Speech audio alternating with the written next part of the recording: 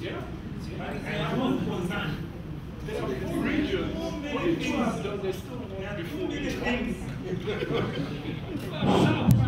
There are too many things you have identified. You are going to have one thing, but there are too many. We're going to reduce it to one specific way. Our committee. Very good.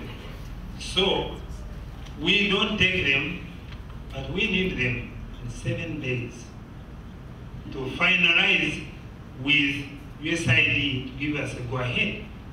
So you think in 7 days you can get back to us? By the end of the first week in May, we're going to have a meeting with the mayor. So 7 days, we have to get back there first. It's part of the work plan. Yeah. Finalized. So it will be part of the work plan? Okay. Yes? In our discussions earlier today, we said the 26th Friday. 26 You know, let me tell you, unless we have these things to USID, the money is here. But they won't allow you to do anything unless they have approved the work plan. If we choose something out of the blue, Let me tell you one advice. Choose, then you can add. okay. But if you don't choose, then all of us will wait. You choose, when you reach in that meeting, then you can have an amendment. Okay. Okay. Then we can choose right now. So that, no, okay. What you've laid out are themes, right? And some potential geographical communities that you would look at, correct? And then you identify a list of potential challenges against those themes, correct? So I do think that if we would put in the work plan to say, as a result of this network meeting, the labs walked away with a theme, with potential geographical areas and potential challenges, it's sufficient then to say that informs you to be able to have a stakeholder forum to finalize. Because I think that if we limit the challenges arbitrarily, then your list is too small when you speak to stakeholders, right? But when you finalize your work plan with us, this will go in there. That's what we were talking about on the 26th. Yes. Okay. All right. Thank you. You are happy? Yes. Please put so. Roman. Yes. Wow. Well, for those whose eyes are not so sharp, can you all see, right? Can you see? Well, that's the point. You're not supposed to see. This is IP protected.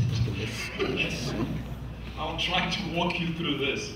Well, we have a task from Roy. He insisted to have a long list from what was here before. So that's kind of contradictory. So that's why we were expanding on. We wanted to know every possible dimension it might be in terms of vulnerability. So the thing is chronic disease as a stress. It's chronic in nature as opposed to shock, that's acute. And living with a chronic disease like HIV/AIDS, potential vulnerabilities include threats to livelihood, in terms of food security, malnutrition, which can threaten children's school performance. And we also have, so you don't focus yet on the bold ones which have green lines. These are potential round solution or resilient solutions. So we first go through the vulnerability dimensions. Shelter, lack of land ownership, because they're mostly women.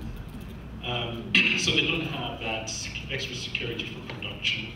Economic dimensions would include things like education, access to, limited access to education and employment. Social capital, due to stigma, could have fewer social support systems available to them.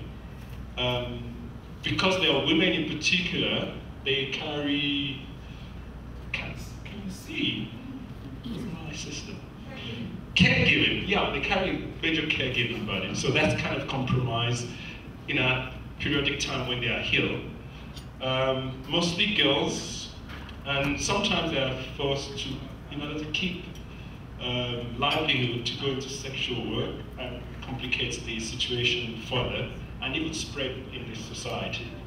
And then men would migrate for work and leave the women behind, and sometimes threatens the household sustainability in terms of economic livelihood. We then go further to, in terms of access to medication, in contact with the health system. The medications are available, but it might not be accessible because of transport problems. So that goes on to the next page. Oh yeah, good, thank you, that's better. So there's the next page, right? Right, yes, that's the top half. Oh, this is the top half. Right. I've gone through this already. Yeah, and then you kind of like Okay, so now, around solutions, potential resilient solution. Food for work program that we'll be looking at. Summarizes that we can look at this community if that has any effect on food security and therefore resilience of those people living. The HIV, indigenous livestock improvement programs, food for work also could obviously alleviate. Do this.